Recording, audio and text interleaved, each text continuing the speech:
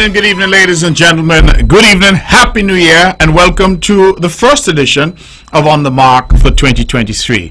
I thank God for giving me the strength to be here. I thank God for you who are tuned in, that we can start the new year. Notwithstanding, it is already 19 days into the new year, that we can start it and have our show now recommence, hopefully for the rest of 2023. I'm Mark Brantley, your host, and I'm delighted to be with you this evening, and we hope to have 2 hours of interesting talk radio. As you know, we have for the past 15 years, a decade and a half, come here Wednesday after Wednesday for 2 hours from 8 to 10 for the only show of its kind still in the Federation, 2 hours of commercial-free talk radio. And we come because we feel that it is important that we continue a dialogue, a conversation with you, the members of the public, where we allow you to share your views, we give a perspective. We don't always agree, but we, of course, encourage each other, not to be disagreeable. The purpose of the show is to share ideas, share views, share opinions, and hopefully, by so doing, we strengthen our democracy, particularly as it relates to freedom of expression, which is such a critical part of this thing we call democracy. A lot has happened since we were last here, and I hope to be able to update you as to what's happening on the island of Nevis, but of course also to get your views and opinions and your perspectives in terms of all that is transpiring and all that continues to transpire on the island of Nevis. Tomorrow on the 19th, I did say today was the 19th, forgive me, today is the 18th. Tomorrow on the 19th, I have the 19th on my mind, we have the first sitting of the Nevis Island Assembly after the elections of December 12th. And in those elections of December 12th, the Concerned Citizens Movement was re-elected for another 5 years, albeit with a reduced majority. We went from having 4 seats to having 3, but we were re-elected to serve for another 5 years, and we hope to continue doing just that and to do the very best we can in the interest of all the people of Nevis, all who are citizens here and all who are resident here for the next 5 years. We have been and continue to be humbled by the trust and confidence placed in us, and of course as the leader of the party in my leadership, and I am serving my second term as Premier of the island of Nevis, and for that I'm truly grateful. I want to thank all of you. Since I was last year here, I would have celebrated a birthday. Many of you called and expressed happy birthday to me and sent me birthday greetings. I got thousands of greetings. I regret and please accept my apology that I have not been able to respond to all of them. And some people have said to me that, I text you and you didn't respond. Please forgive me, but I was overwhelmed. And so I thank all of you. I'm giving a generic thank you to everyone who took a little time out to say happy birthday. I truly appreciate it. Tomorrow, as I said, is the first sitting. We have the throne speech, and Her Honor, our beloved Deputy Governor General, Hailita Liburd, will read the throne speech. And the throne speech sets out in broad policy terms what the plans and programs will be for the 5-year term and what the ambitions of the government will be for the 5-year term. We expect to have a budget debate shortly thereafter. Bear in mind, please, that while I have seen and heard a lot of chatter about the budget, the reality is that the Constitution mandates that we can have a budget up to 90 days after the end of the year, the financial year. Normally our financial year ends in December, but in this instance, because we had the elections happening in December, we have until March to have a budget. So the government is entirely lawful in terms of its operations and day-to-day. I have heard some mischief makers who have not abated, notwithstanding it's a new year. I would have thought that some might make a new year resolution that they will stop making mischief for the new year. That hasn't happened, but that remains my wish, and that was my new year wish, that some people who are bent on mischief will stop it.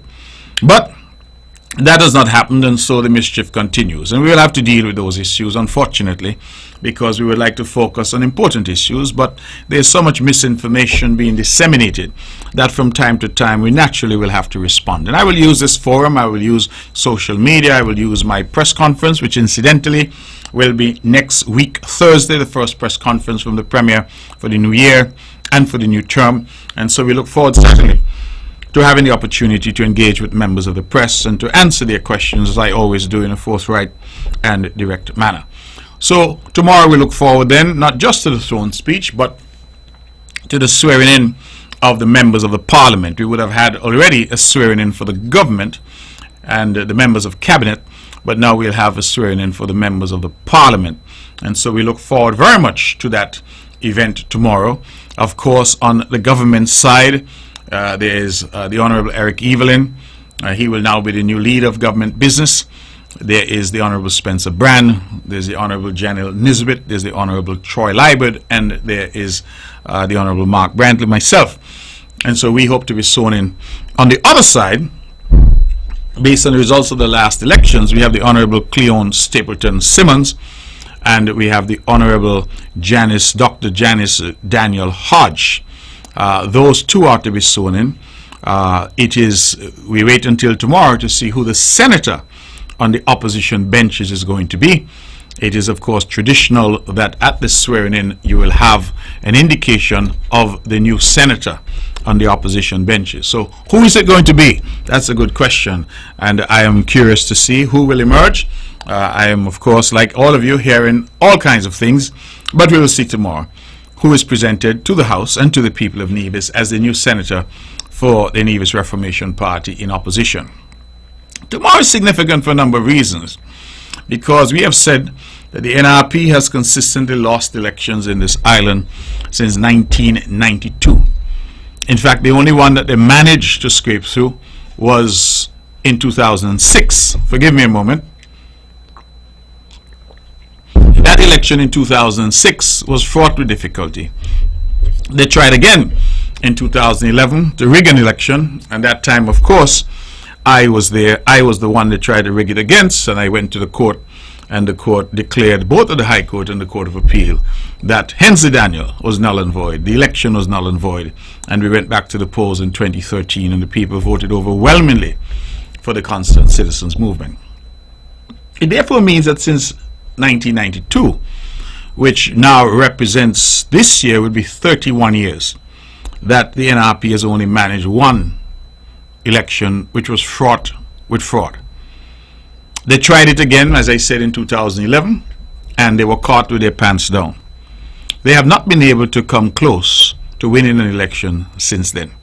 And so we have had elections in 2013 which they lost. We have had federal elections in 2015 which they lost. We had elections again in 2017 which they lost. They had elections again in 2020 which they lost. We had elections in 2022. 1, they lost. 2, they lost. So there have been 7 elections since 2011. The NRP has lost all 7. In fact, in 2020 and again in 2022 federal elections, they lost all the seats on Nevis. In 2022 local election, they were able to claw back a seat, and so they now have 2 seats out of 5. But nevertheless, they still lost. And so they have had the same record. Change leaders. In fact, since I have been involved in politics, we have seen the leadership of the NRP change from the Honorable Joseph Parry to Roberto Hector to Kelvin Daly and now to Janice Daniel Hodge. So they've had 4 leaders in less than a decade leading that party. They have chopped and changed and chopped and changed. They keep changing the team, they keep changing the leadership, but the same result. And so one must ask the question, what then is the reason for that result? That will be for them to determine. For my part, I continue to be grateful that the people of Nevis continue to repose their trust and confidence in the Concerned Citizens Movement, and we are here to do the best that we can for all the people of Nevis. And so, in the 2011 election, you would recall that there was obvious fraud, that the NRP had connived with people at the electoral office, and activists who they had working there removed surreptitiously, in the dead of night, as we like to say, hundreds of voters from the list. The result of that was that people went to the polls. Many went on election day with their valid voter's ID to vote and were told, I'm sorry, your name is not on the list. It was a traumatic period on the island. I saw people groan, people cry. that they were denied the right to vote in their own country. And when that was juxtaposed to the numbers of people whom the NRP were able to bring in from all over who were not properly registered in the constituency, it really made people feel bitter about it. And so we went to court, and the court ruled overwhelmingly in our favor, because I think the evidence was irrefutable. And that created history. We went back to the polls in 2013 and we won overwhelmingly, and we have continued to win since then. The elections of December 12th are over, but the NRP has exercised their right to go to court to challenge the results. And so I was served with a petition filed by Dr. Patricia Bartlett as petitioner, alleging that her loss by some 147 votes should not stand. And my colleague and brother Spencer Brand was served with a petition, election petition, by a J.D.K. Keynes, the NRP candidate, who also is claiming that her loss by some 27 votes should not stand. And bear in mind, the last time CCM won that seat in 2017, we won it by 11 votes. And so Spencer Brand would have more than doubled his margin by taking it to 27. So narrow as that margin is, it is more than double what he won it by in 2017. And so the NRP is now seeking to undo the election in the courts. And that is their right, and I maintain that that is their right to go to court if they have a case. And that is always where the rubber meets the road, if they have a case. So let us look initially at the petition by Miss J.D. Keynes. J.D. Keynes is a newcomer. She fought a good fight, but at the end of the day, she was 27 votes short of where she needed to be.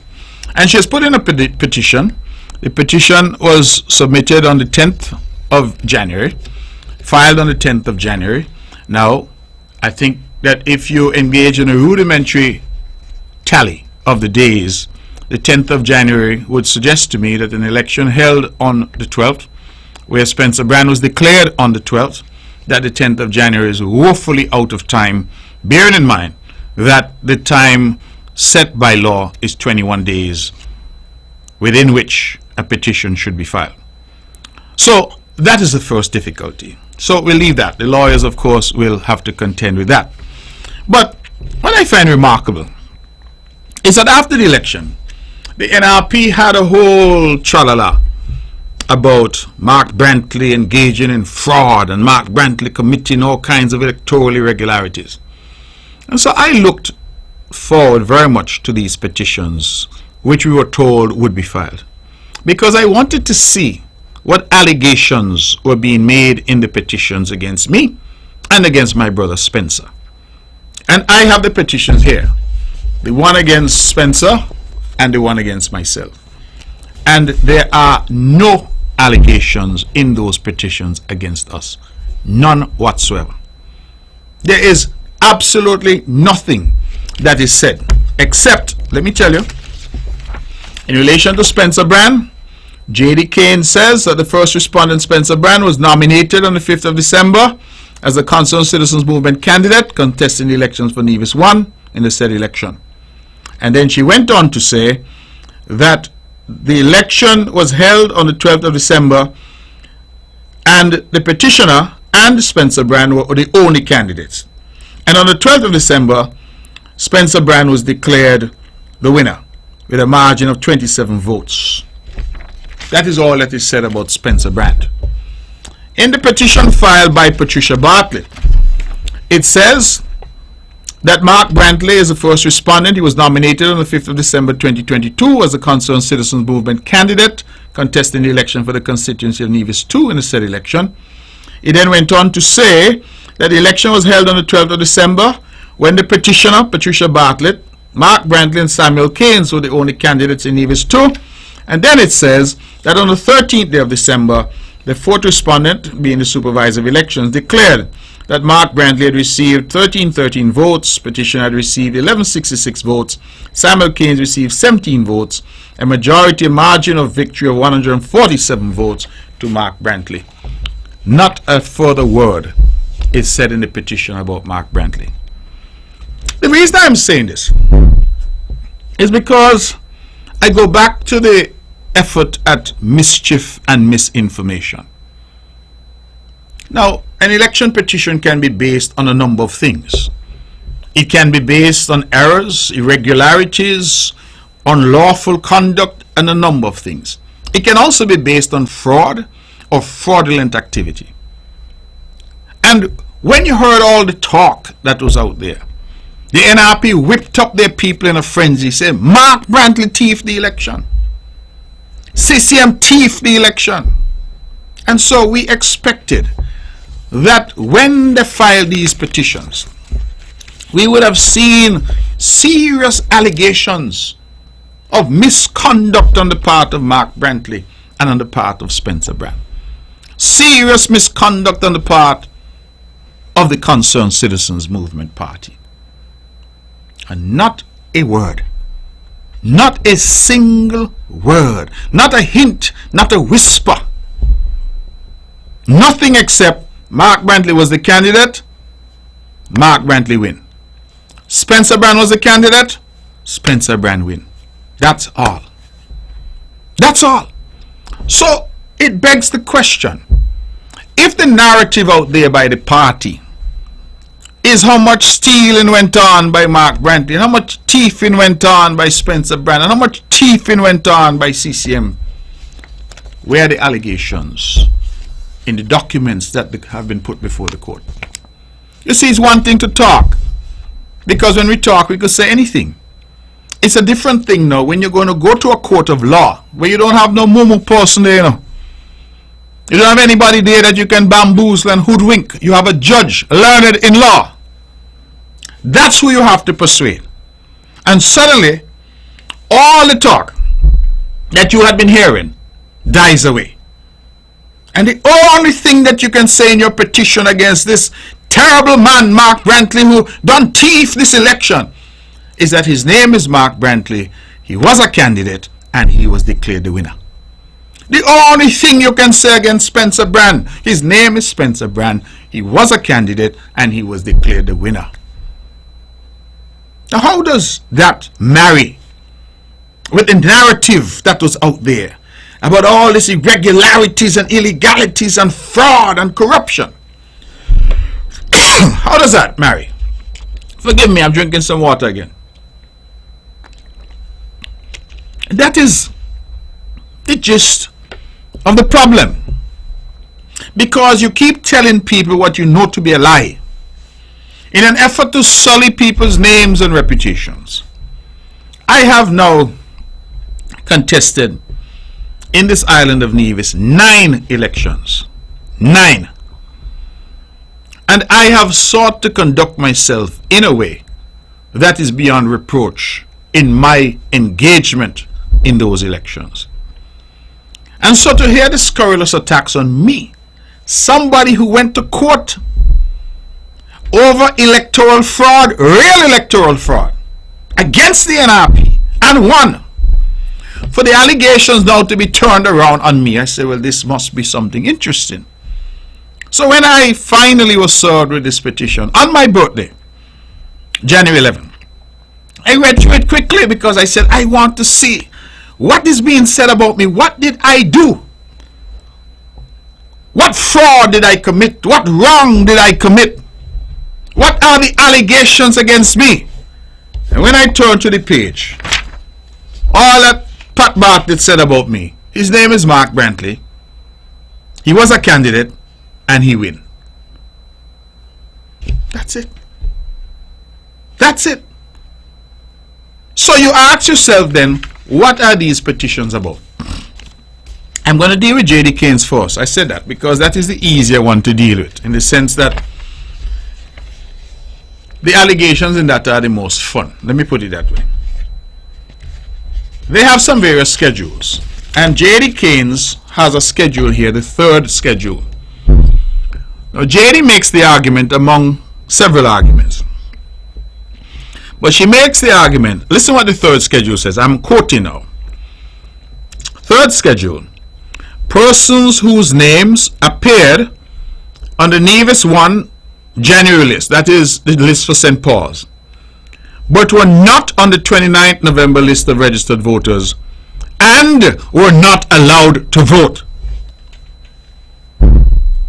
JD said to the court and to the nation that these people on the third schedule, document is right here, on the third schedule, she said that these people names were on the January list, that is January 2022 for St. Paul's, but they were not on the 29th November list, the one used for the elections of December 12th. And she goes on to say they were not allowed to vote. And according to Ms. Keynes, this is an electoral irregularity that the court must move with alacrity to correct.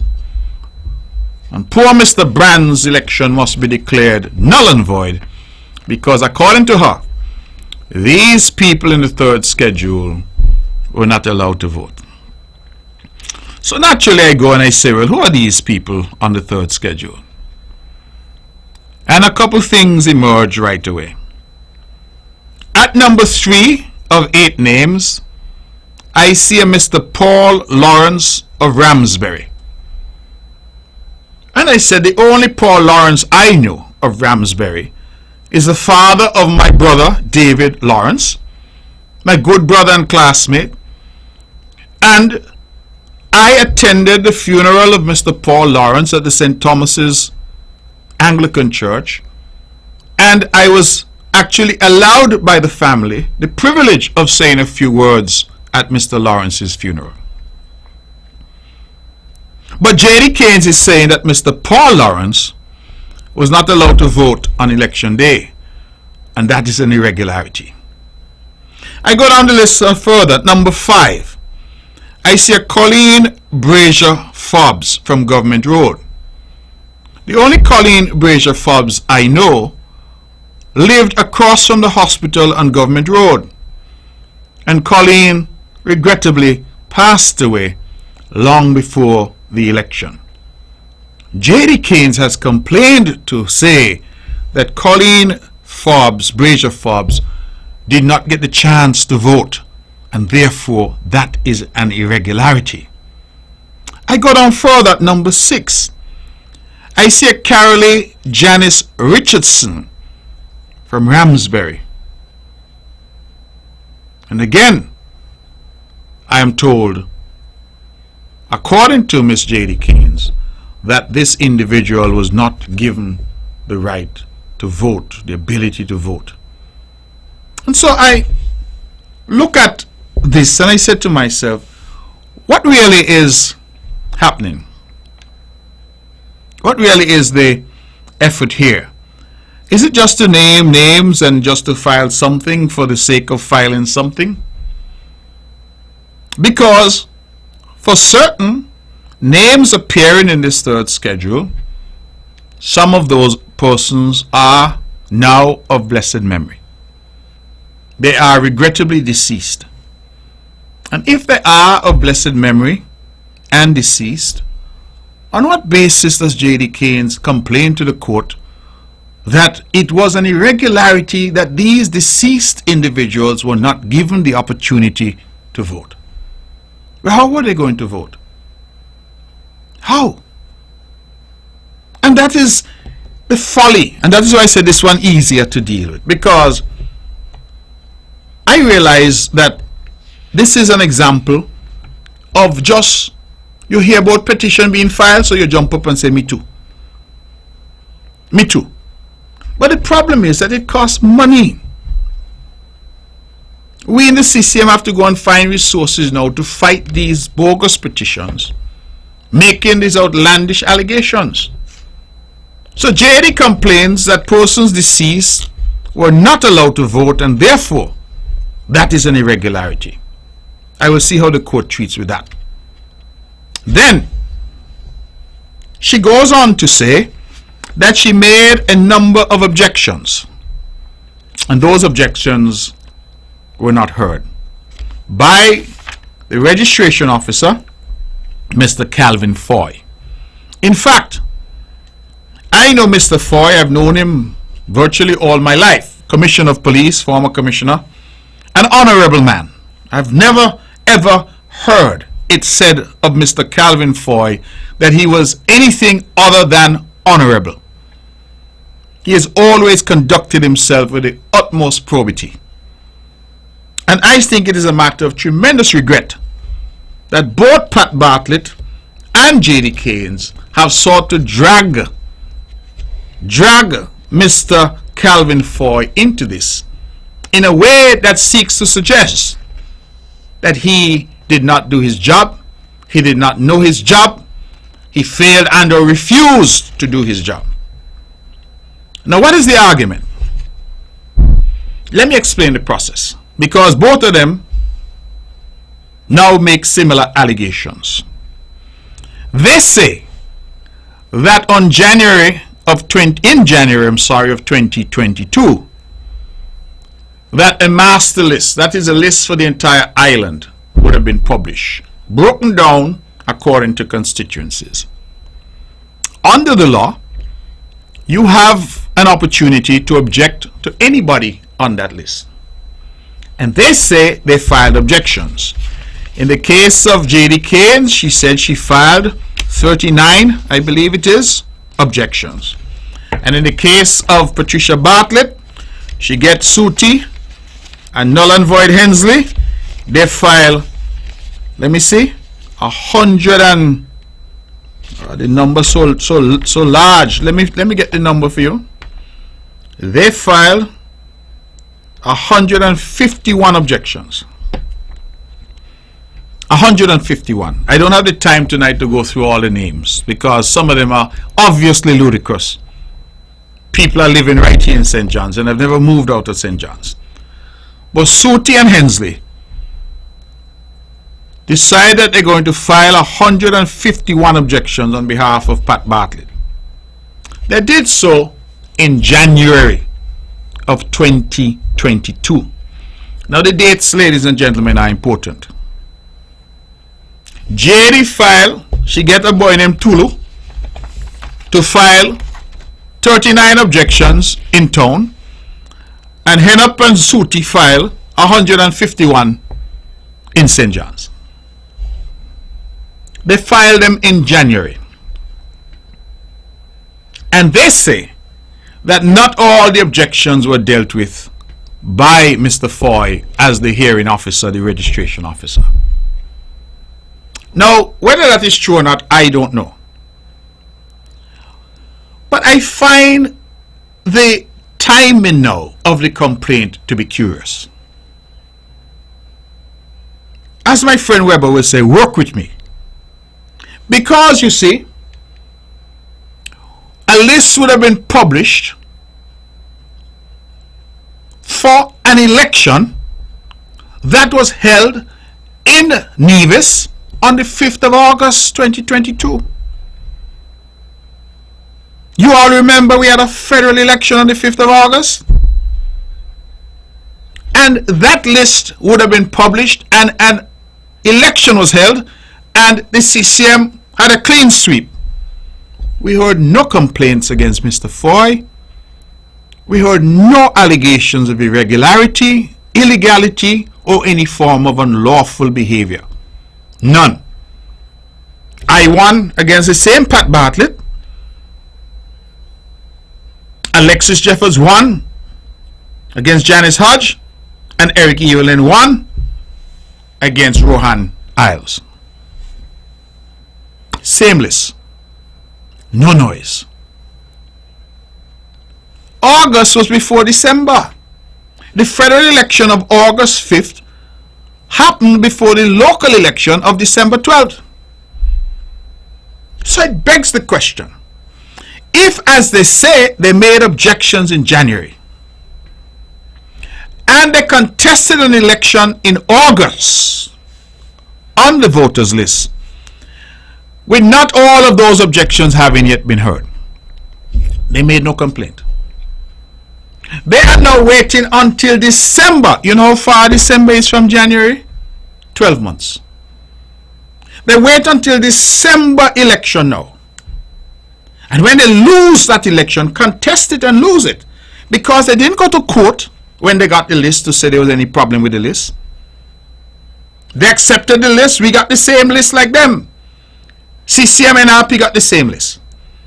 They went into an election on that list.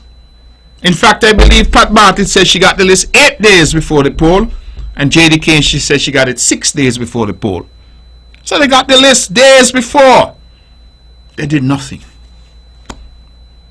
Contested the election of December 12th, and now, having lost the election, they say, oh, but remember we had make objections since January 12 months ago, and all of them wasn't heard. Mr. Foy didn't do his job, so that is an irregularity that makes it unlawful, and the election should be overturned. Well, I want you to think about that for a minute. Because, as I said, there was an intervening election.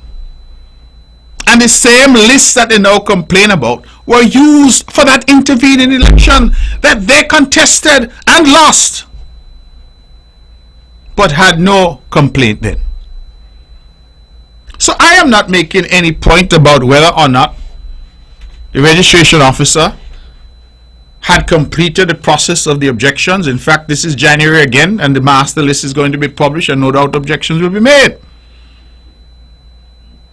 But that is the issue now.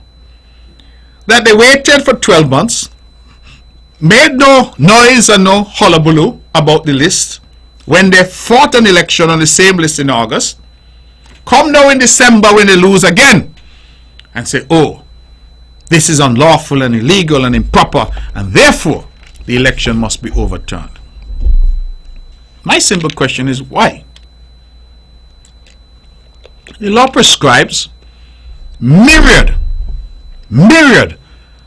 procedures and processes for the NRP to have used, including, if they so desire, to get an order from the court against Mr. Foy to compel him to have hearings if they claim, as they now say, that was their problem. It's 12 months they had. 12 months. January, February, March, April, May, June, July, August, September, October, November, December, up to the 12th of December. They did absolutely nothing. Nothing. Took no steps. Took no action. Went into the election. And then said, and you know what I find is interesting? Pat Bartlett will say that she got the list 12 days before the election, and that wasn't enough time for her to peruse and do anything because she was busy with the election. Well, I don't understand that. People go to court all election day. Serious people, that is. So I don't understand what it is being alleged, and why decent people are being dragged into court with all kinds of nonsense. Because if the NRP and Pat Bartlett was serious and J.D. Keynes was serious, they could have taken so many steps available to them in that long 12-month period. But no, you see, it's like them fellas of old when they used to coop. Them in the bush cooping. February gone by, we cooping. March, April, May, June, July, we still a coop. August election come, we get broke in, but we still a coop. September, October, November, December, oh, let we now take the argument and say that this is wrong, that the hearings were not held. Well, Mark Brantley doesn't control when hearings are held. I have nothing to do with the process. In fact, CCM did not make a single objection. Spencer Brand has no control over hearings. And that is why they have gone after Mr. Foy, a decent man, an honorable man, and making these spurious allegations that absolutely make no sense. Then the second argument that they posit is that persons were registered, they say, in October and November, and those persons did not make it onto the voters list for the election, and those persons should have been on the voters list. Well, in the case of Pat Bartlett, she said that there were some, let me count them, 1, 2, 3, 4, 5, 6, 7, 8, 9, 10, 11, 12, 13, 14, 15, 16, 17, 18, 19, 20, 21, 22, 23, 24, 25, 26, 27, 28, 29, 30, 31, 32, 33, 34, 35, 36. 36 persons, she says, were registered in St. John's in October and November, and their names were not on the voters list for the December 12th election. Again, I don't prepare voters lists. So let us for the moment say that Dr. Bartlett is right. Let us say she's right. Here's my simple response. We don't know who these people would have voted for or whether they would have voted at all. But if she's so anxious, give her all. How much I said? 37, 39? Pat, take all. Say all of them vote for you. Okay? Take all. Because guess what? It will not change the outcome of the election. So you hear what I said? 37 or 39. I won't count them again. How many ever tally I got there? She said were registered in October and November, but were not reflected on the list that was used for the election in December. We don't know how those 37 persons would have voted, or if they would have voted at all. But I am saying, because I'm a generous person, Pat, if you're listening, take all 37. Let us say you're right, and all 37 should have been on the list, and all of them vote for you. Pat, take them. Take all.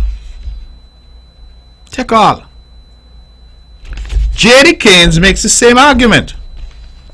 In her case, she said that some, and I give you the number now, 15 persons, she said, were registered in October and November, and they were not reflected on the December list. JD, if you're listening, take all. Take all. Because 15 from 27 mean you still lose by 12. In my case, Pat, take all 37 of them for yourself. All is yours. Because 37 from 147, you still lose by 110. So what is the fuss about? Why is the big hullabaloo about? Because there's not a single allegation in these petitions about anything untoward done by any of us. Nothing. Nothing. So it makes you wonder, what is this all about? Now, you all recall that immediately after the election, in fact, the big hold up on the night, in RP had all kind of rumors going around. First they say I lose. That is what had confused the analysts here on Von Radio. They really thought that I had lost, because they received a text that was misinformation as usual. Then I heard that I was holding up the count because I was asking for recounts. That time, me home asleep because I was tired. The hold up for the recount had to do with something to do with 16 ballots. What was said was that the tally by the tally clerk said a particular number. Let us, for sake of argument, say 300. But they found 316 actual ballots in the box. And the counter for the NRP, the fellow Hector who play lawyer, he was holding up the count. So can't go any further, can't go any further, they want explanation. Okay. The count took hours and hours because of that, but the result was clear. And those who understand the constituency knew that the result was clear, because the only seats that were won in St. John's by the NRP were the seats they were supposed to win, were the seats they usually win. There are 12 districts, 12 voting stations, 12 polling stations in St. John's. NRP win 4, and yours truly won 8. So what is the noise about, really? Because after you come out of Cherry Gardens, which you expect the NRP would win, they usually do, and you go into Brantley, is licks. You go down to Marion Heights, is blows. And when you go to the metropolis of Ballot, it's all over. So those who know the constituency really shouldn't have been alarmed. But that aside for the moment, they make big noise about these 16 ballots. Whole heap of noise. Now, the explanation that I got was ultimately very simple. It was purely a clerical error in terms of the tally. That's all it was. Not in the box number was correct, but in the sheet, the tally book, I'm told it was a clerical error. But with all the noise that would have made, one would have expected that in this petition from Patricia Bartlett, that those 16 ballots would have loomed large, that there would have been a whole exposition as to the fraud and the misconduct that led to 16 ballots. What would you say, ladies and gentlemen, if I told you that there was no mention of that in the petition? No mention. I searched it high and low because I expected to see. Nothing was said about any ballot box having more ballots than the tally, or any theory associated with that. So poor me. They call me thief, they call me bad, they call me wicked, they call me fraudulent, they call me all kind of name. But when the rubber meets the road, when now you have to go in front of a judge, not some supporter who believe everything you say, but a judge, suddenly none of these things are mentioned. None. So the question begs itself, what was all the hullabaloo about? If you now say you're vexed with Mr. Foy because Mr. Foy did not do his job, well, how come you only now vexed with Mr. Foy? It was the same. Mr. Foy was the registration officer since January. You contested the election in August. You never said a word about Mr. Foy. You stay there and coop and coop and coop, and now you lose the election in December. You suddenly start to say Mr. Foy ain't doing any work, and Mr. Foy this and Mr. Foy that. Dragging an honorable, decent man through this. For what reason? Poor Mr. Oakland Pete's just reached his first election. He was appointed what? Just a matter of weeks before this election unfolded.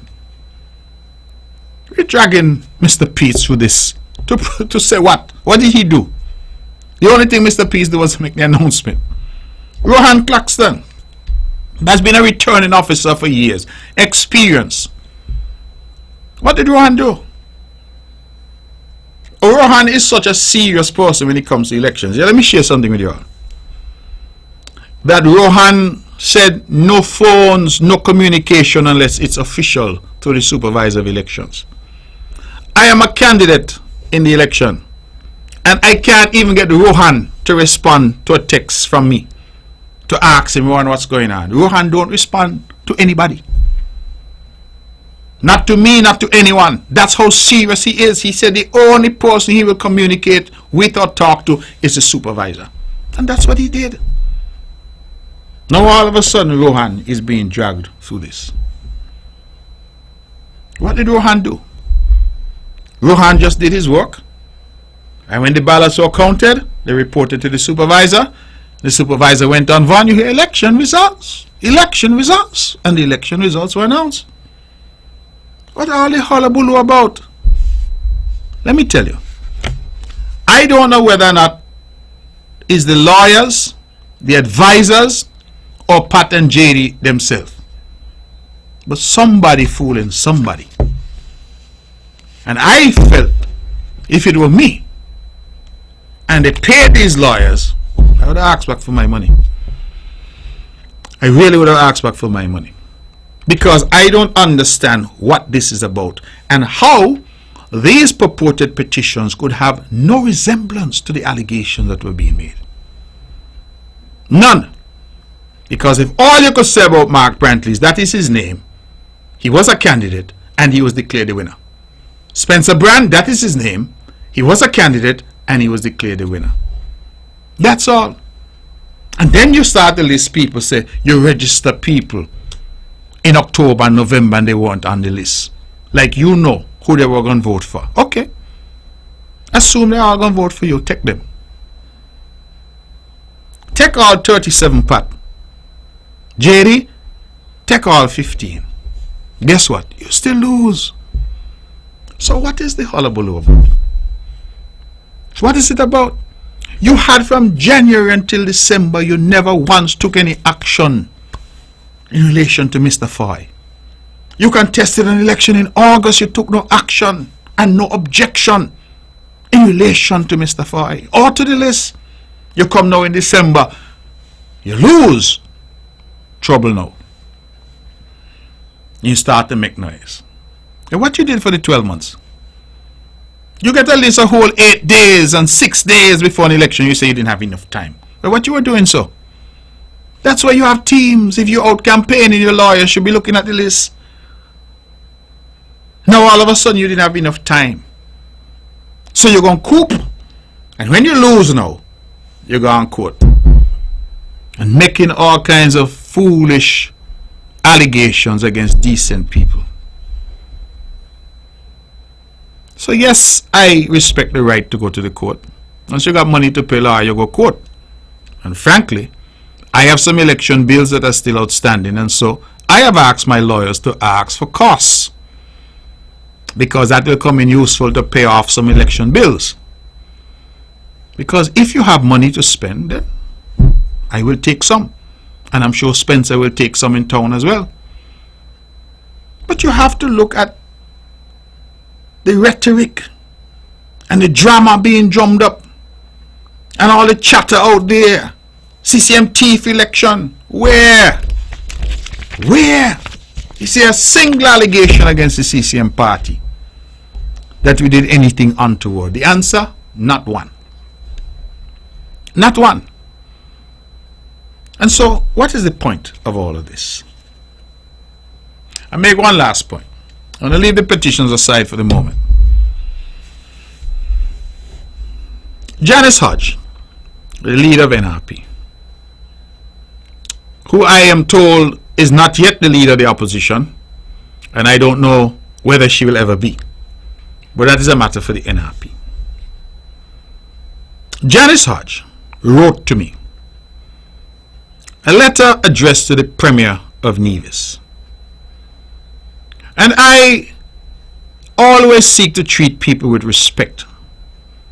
And Janice Hodge, notwithstanding she's not on my side, she's on the opposing side politically, the people of St. James by 8 votes decided that she would be their representative. We're not going to get into what happened in St. James. I think all of us now know. But that aside, she was declared the winner. The Honorable Alexis Jefferson said he will not contest it. So Janice Hodge writes to me. Her letter is signed by her as the political leader of the NRP. And she says to me that she has some concerns about the Vance Amri Airport and some deal and some agreement that she's hearing about, and she wants information. I got the letter. I saw the letter as a serious letter from a serious person. A person now elected into Parliament by the people of St. James. And so I took my time and I responded to the letter as Premier of Nevis. And I indicated to her that there was no agreement in place in relation to the Vance Amri Airport, that we were in negotiations, and once those negotiations were concluded, we would then be in a position to say something to the public. I don't know that anybody out there who's in negotiations goes public to talk about what the negotiations are. So that is what I indicated to her, and that I will make the statement at the appropriate time once I had something in hand to report on. I thought that I was dealing with a serious individual, mature individual, an individual who had just been elected and was serious about public life and about engaging at a certain level.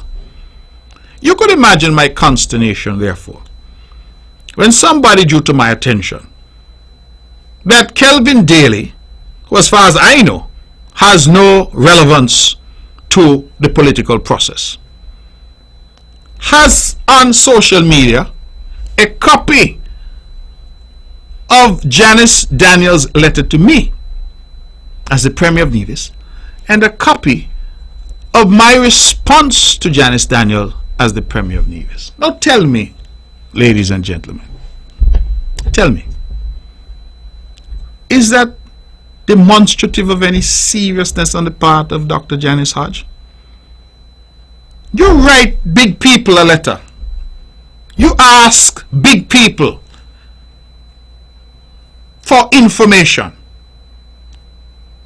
Big people take the time and respond to you, and you give it to a flunky to post on social media. For what? Now you see how things start and so they end, you know. Because if in future she were to write to me, as is her right, and I were to say, I am not going to respond, because I will not treat her with any respect based on how she is conducting herself, as if we're in kindergarten and we're playing dolly house. Government is serious business,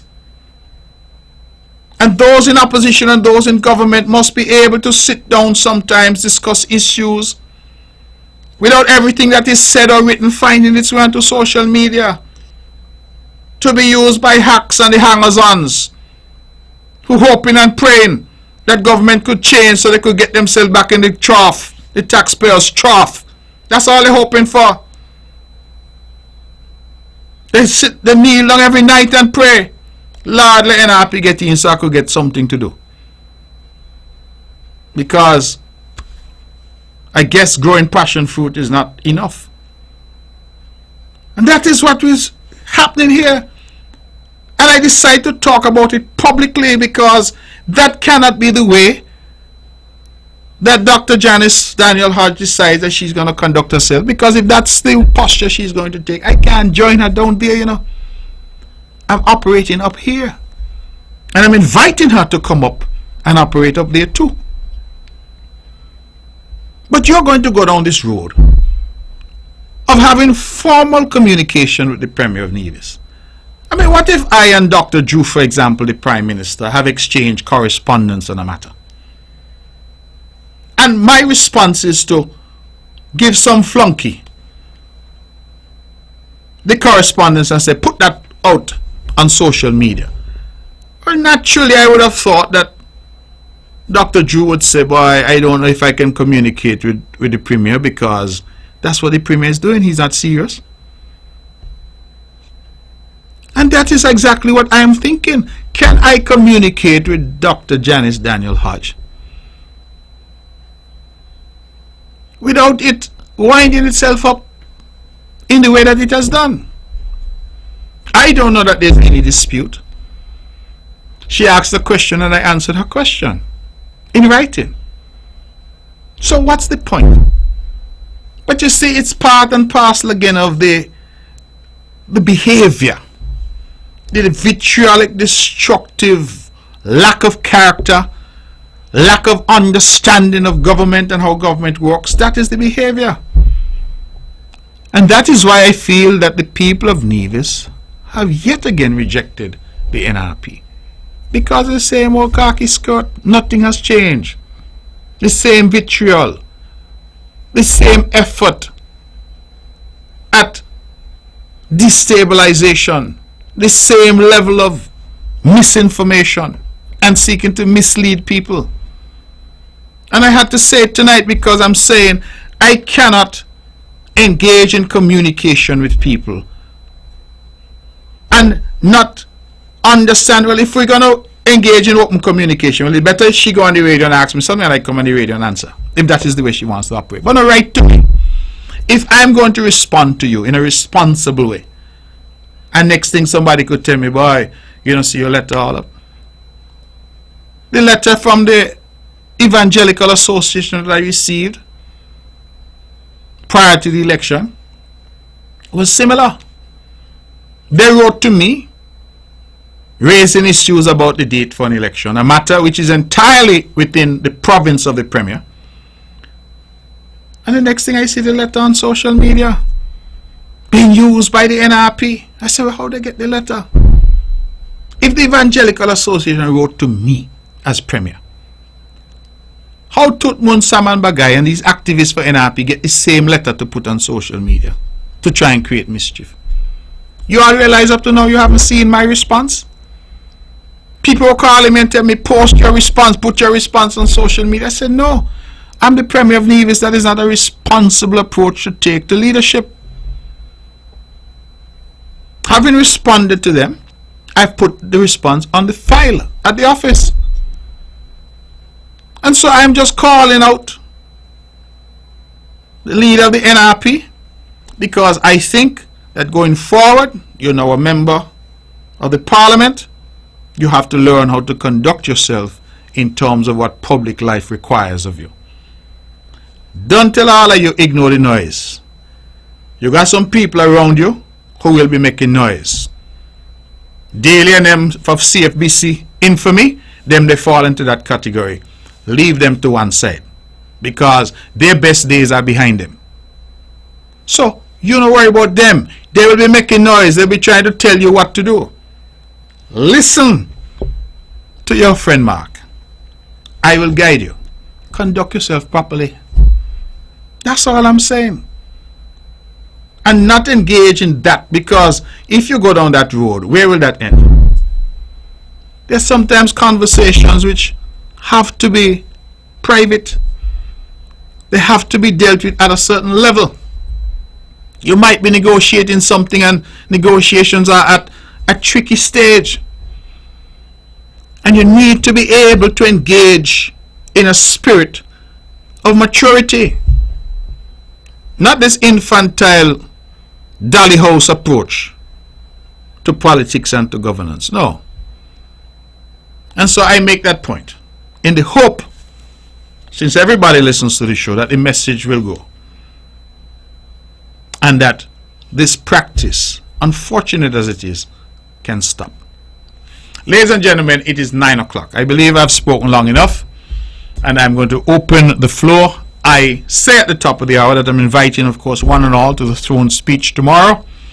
Put on your best and come to the swearing in, the election of the President of the House, the swearing in of the members of the House, and the reading by Her Honor, our Deputy Governor General, of the throne speech. Let me go to the phones right away and say good evening. You're on the mark.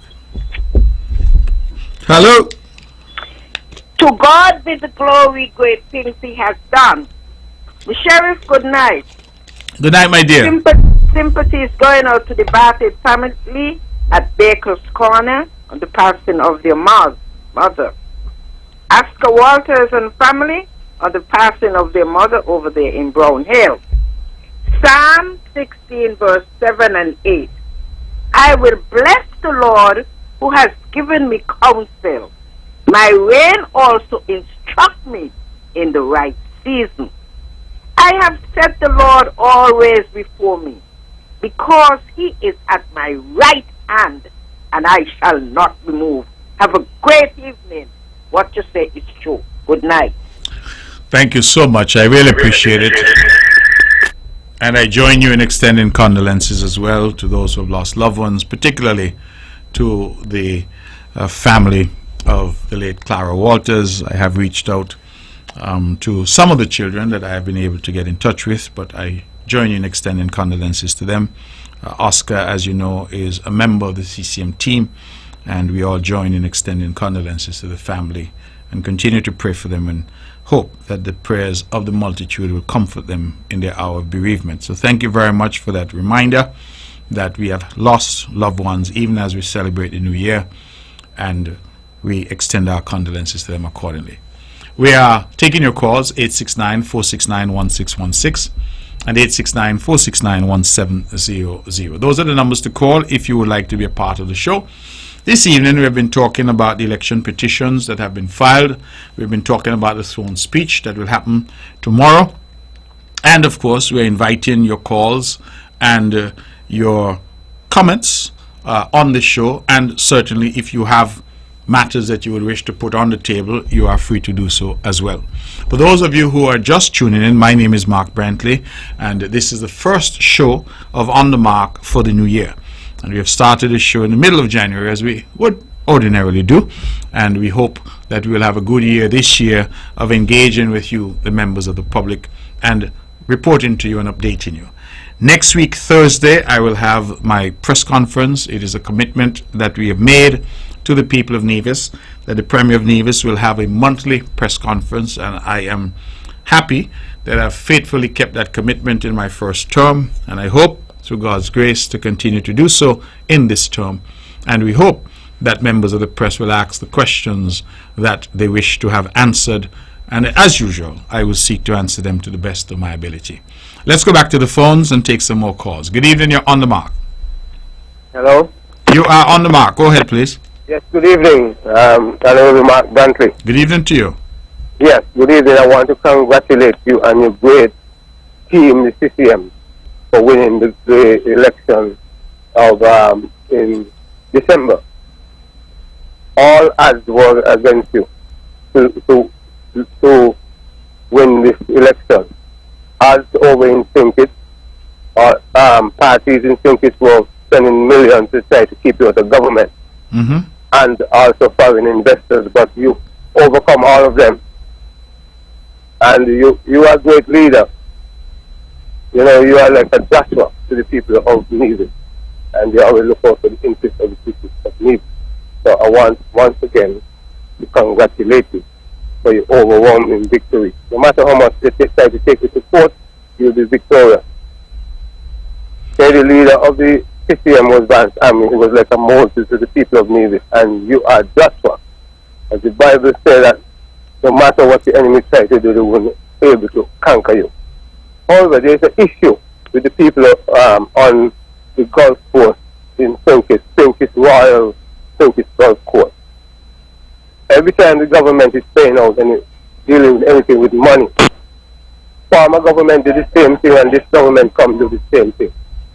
They are paying the dividend for the passport, and they paid everybody else, and the people on the Gulf Coast, the Royal Sinkit Gulf Coast, have not been paid a dime until now. And I think that is not good for democracy in this country. And I thought that the Labour government would have done better than the previous government.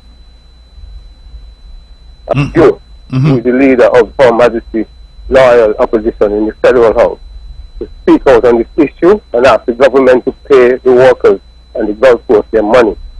It's unfair that they have paid a lot of people and leave us behind. We've always been bad treated. The workers at the Gulf Coast have always been bad treated, and this is not good. And so I'm making an appeal for you to, as the leader of the opposition, to speak out on this issue, to say to the government that they need to pay the workers their money, and do not follow in other government footsteps, treating the workers and the Gulf Coast, Royal Sinkit Gulf Coast, in the same way. I expect better than them. They say that fairness for all, but it's not fairness, just fairness for some. Okay, so you continue the good work and continue to look after the people of Nevis. You are a great champion. Thank you, my brother. And once again, I congratulate you. Thank you very much. And could I give you my number? Because I would like to have some more information on the Gulf Coast issue.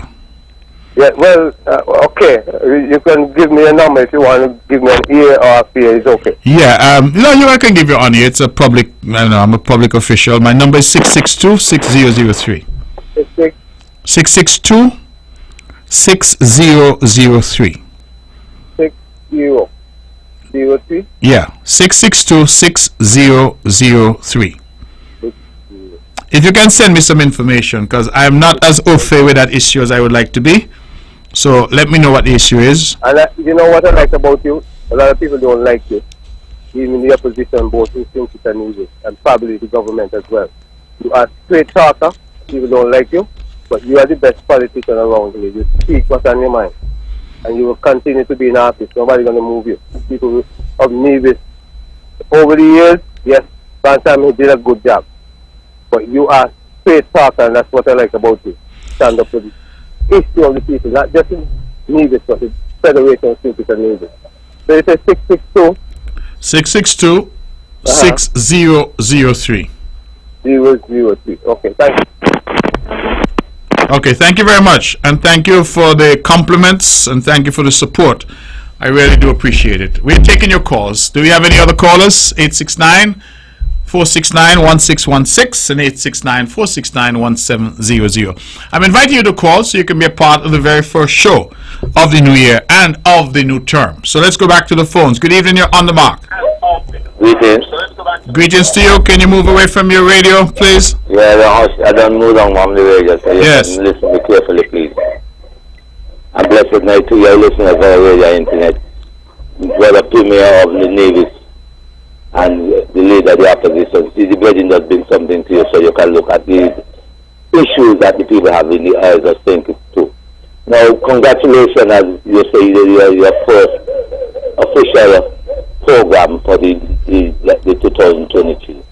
Now, I hope you'll be there for the celebration of marking the 80th anniversary of the Buckle Uprising, which we have sent an official invitation to you all as members of Parliament in the federal administration. So, we're saying here that it's time now the people of Nevis understand the way forward as a unified approach and not just a political aspect.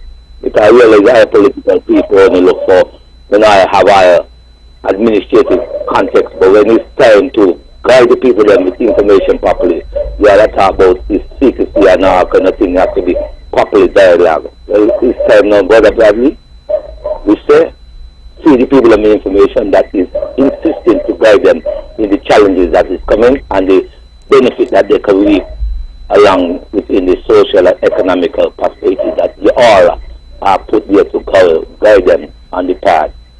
But it's not going to be perfect, but we say we're willing to see how we can work hand in hand.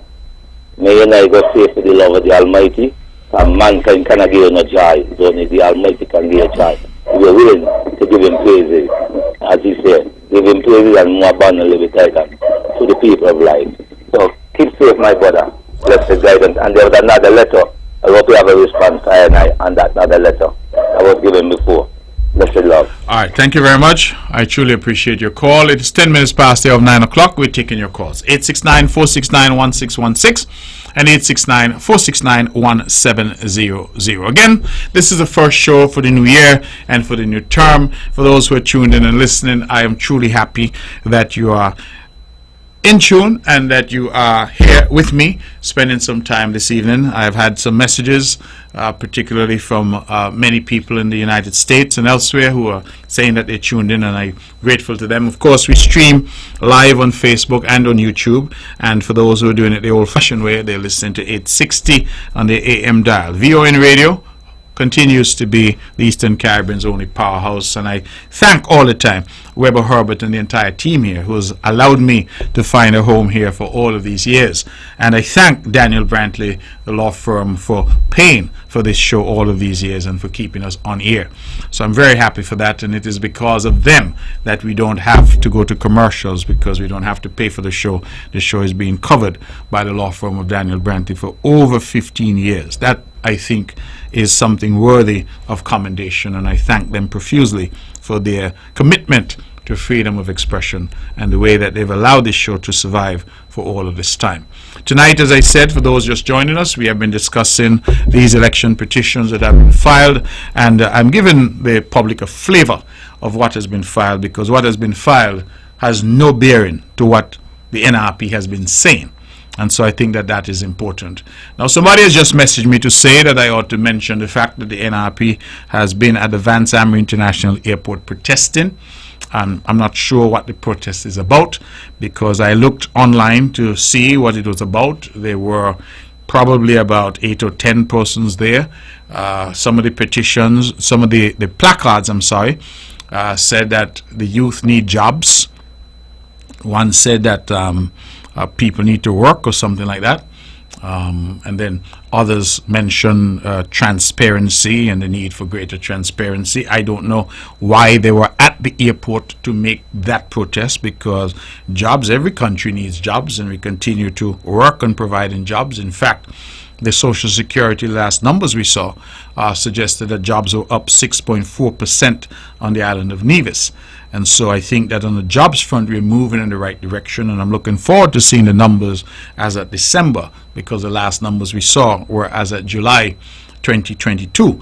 But I would like to see the numbers as at December 2022 to see where we are. Because as I'm moving around, I was at the Four Seasons Resort today. They are smiling. Everybody down there is smiling. They're telling me that they have had the highest service charge point in the history of the hotel. They hit that in this season, and the hotel has been there for 30 years.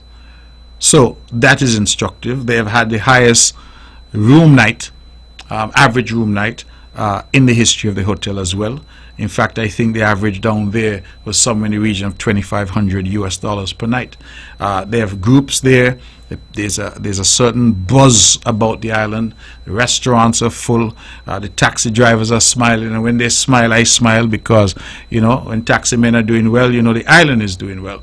And so I look at it and I see that there is a certain buoyancy. And this is a season, to be sure, but people are doing well. In fact, one of my friends, I think I can call him that, he used to be very critical of me, was always on Facebook, and I said to him the other day, I haven't heard a word from you on social media lately. And he said, I'm making money, man.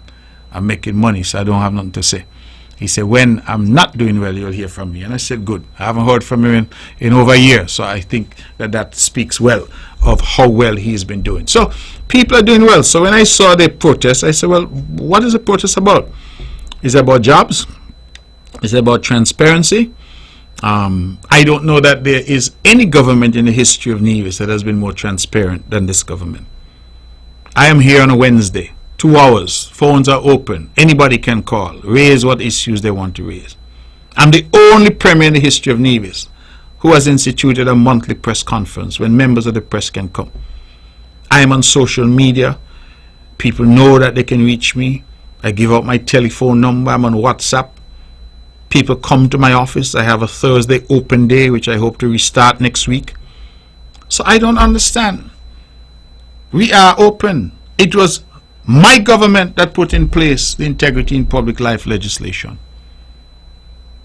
It is my government that passed legislation for freedom of information, although that legislation has not yet been brought into force owing to the technical circumstances of having agents, but we are working on it. We will bring that into force. So when I hear about transparency and openness, and why at the Vance Amory Airport, I'm not understanding the hullabaloo. The Vance Amory Airport, the NRP has had that as their battering ram against this government for years. No planes at Vance Amory. Vance Amory dead, only dog and cat and sheep and goat over there. Nothing happening at Vance Amory. Vance Amory this, Vance Amory falling down, Vance Amory. Then we're here. And I have said so in multiple press conferences that we are negotiating a public-private partnership to try and renovate and expand and improve and modernize the Vance Amory Airport. All of a sudden, big confusion. So, on the one hand, you say, the airport dead, Mark Brantley fault. Then the same Mark Brantley goes out and seeks to find partners who could help us to develop the airport. You then turn around and you start to cuss. Start to cuss the investors. Remember they say that no investors are coming to Nevis. What they say they're out to sea. That's what they claim. They can't land. But every time you land them, they go after them. We brought a movie industry here to Nevis, built something out of nothing. 9 movies already made in this country as a result of the ingenuity and the innovation of this government. What they do? They go on social media and they start to cuss the people who bring the movies. Call them all kind of name. Say as much things they can about the people. When you have nearly 100 people employed. When the people rent out all of Hamilton, whatever it's called, the Hamilton Resort. And that is the difficulty, ladies and gentlemen, with the approach. Because they complain and say this isn't happening, and then when you seek to solve the problem, they complain about that.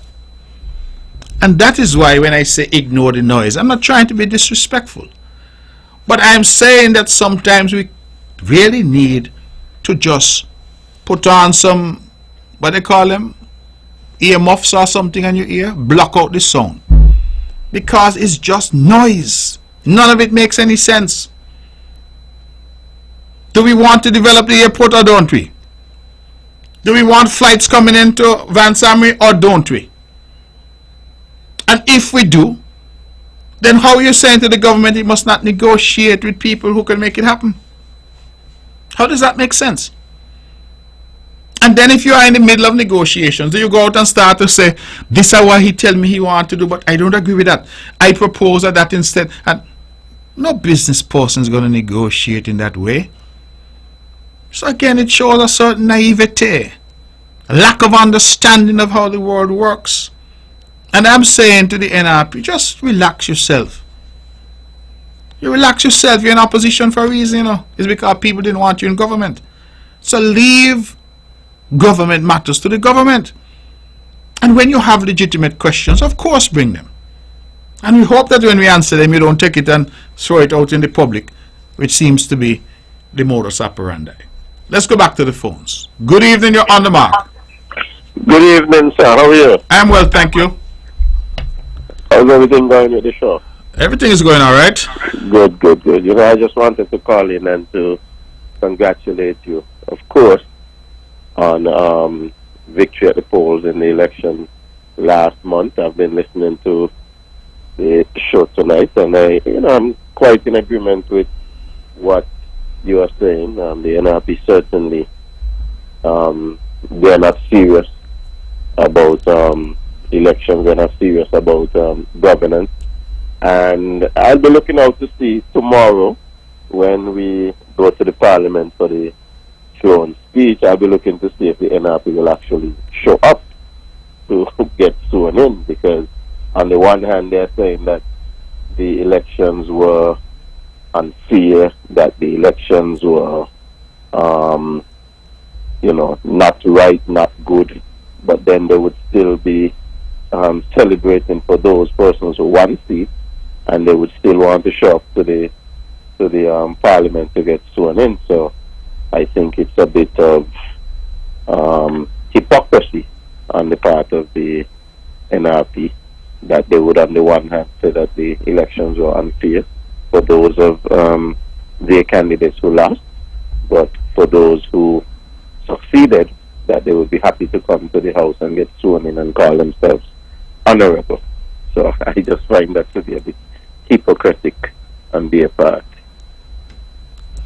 Well, hello, you hear me? Yeah, I'm hearing you, and thanks for the call. But you see, after the election, and this is what concerns me, I've always tried to conduct myself in public life in a particular way.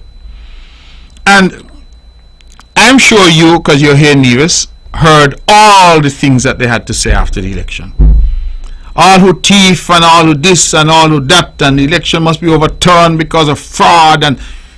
And that is why, as I said, when I saw the election petition, I actually sat down with a cup of green tea and I said, okay, let me get into this now to see what these things are about.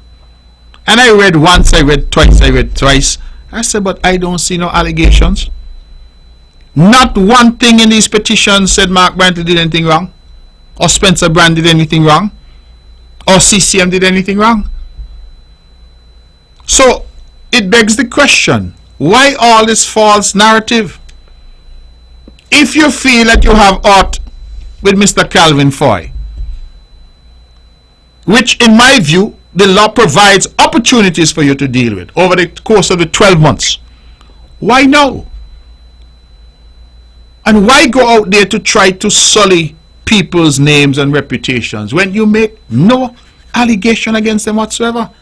You know, I think it's a case of not being able to accept a loss, of course, because in one case we have a seat, the seat that was previously held by the Honorable Alexis Jeffers, and he would have lost that seat by 8 votes, a mere 8 votes. And you don't hear any complaints about that from the Concerned Citizens Movement.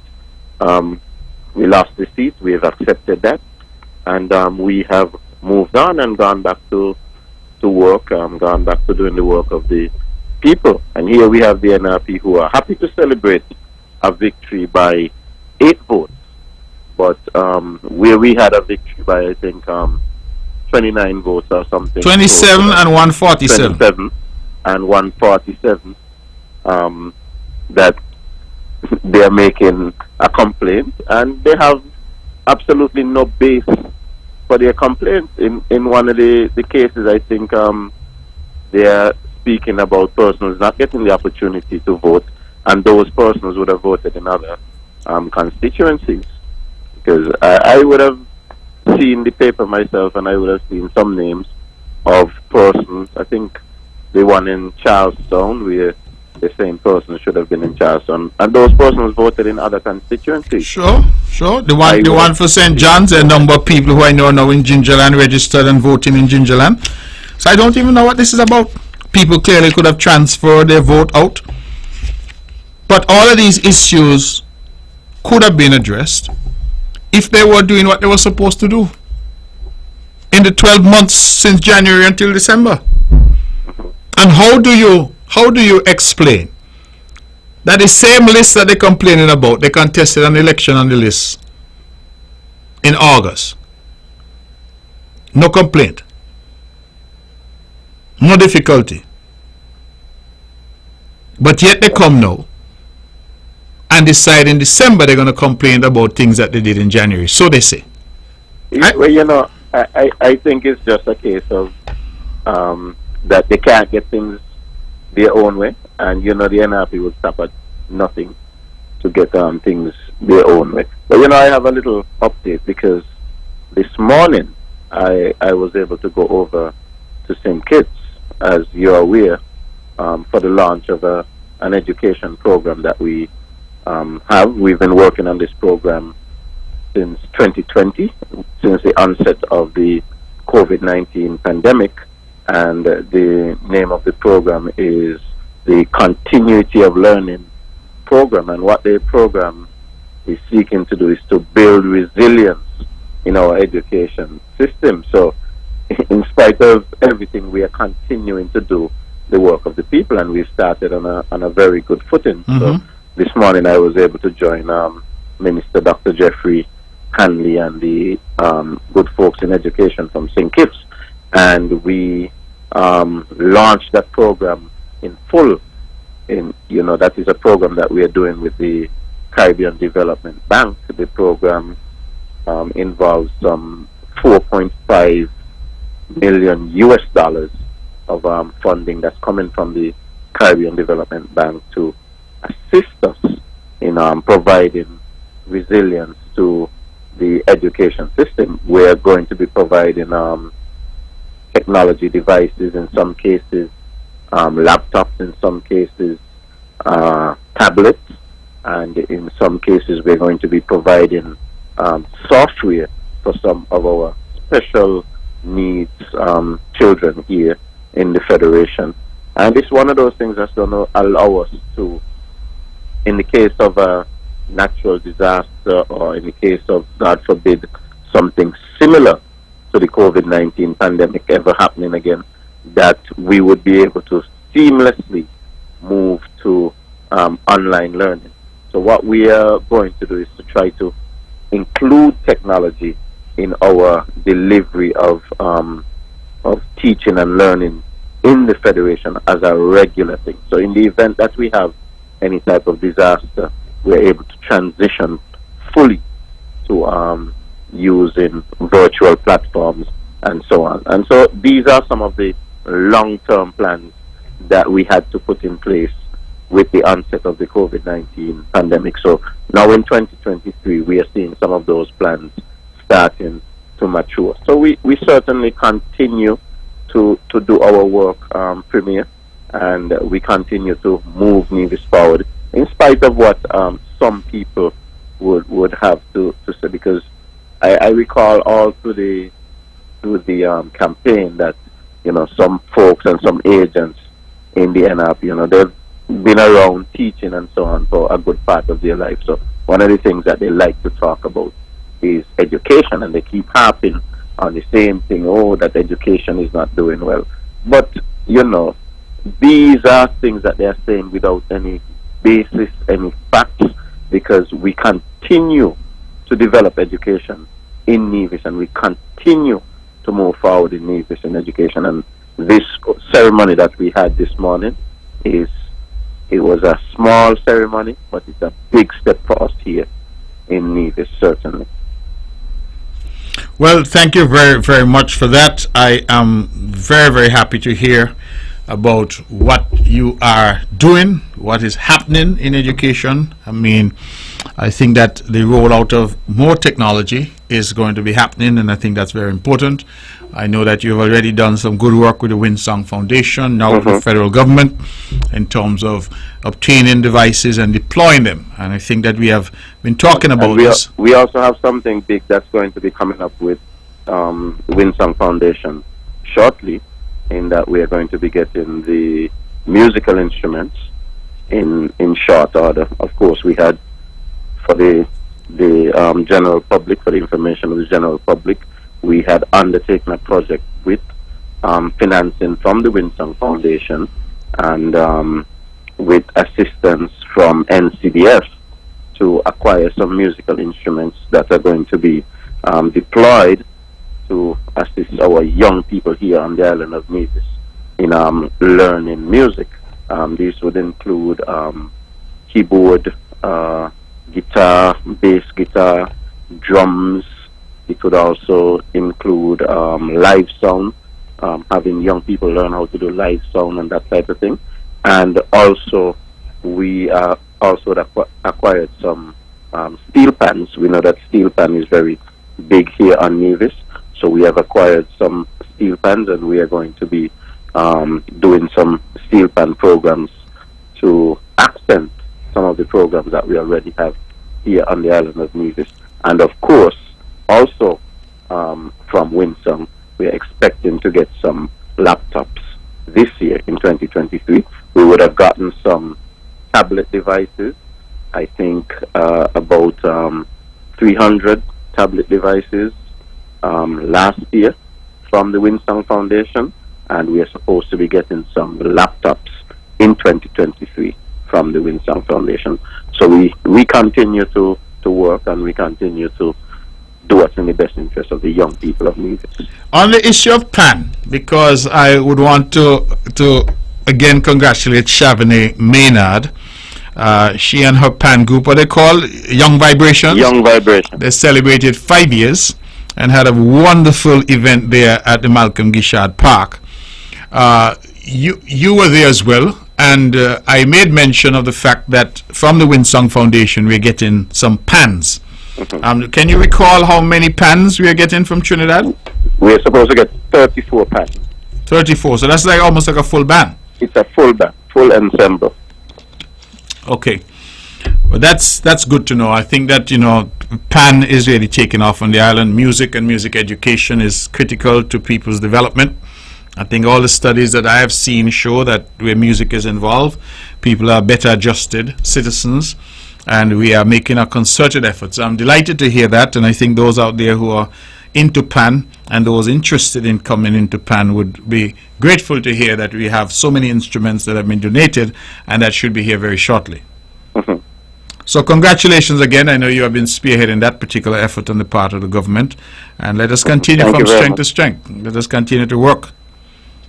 Okay, Premier, I want to thank you very much, and continue to do the good work that you have been doing. Continue to do what you're doing, leading the concerned citizens movement, and surely leading the island of Nevis as Premier. We want you to know that you have our full 100% support.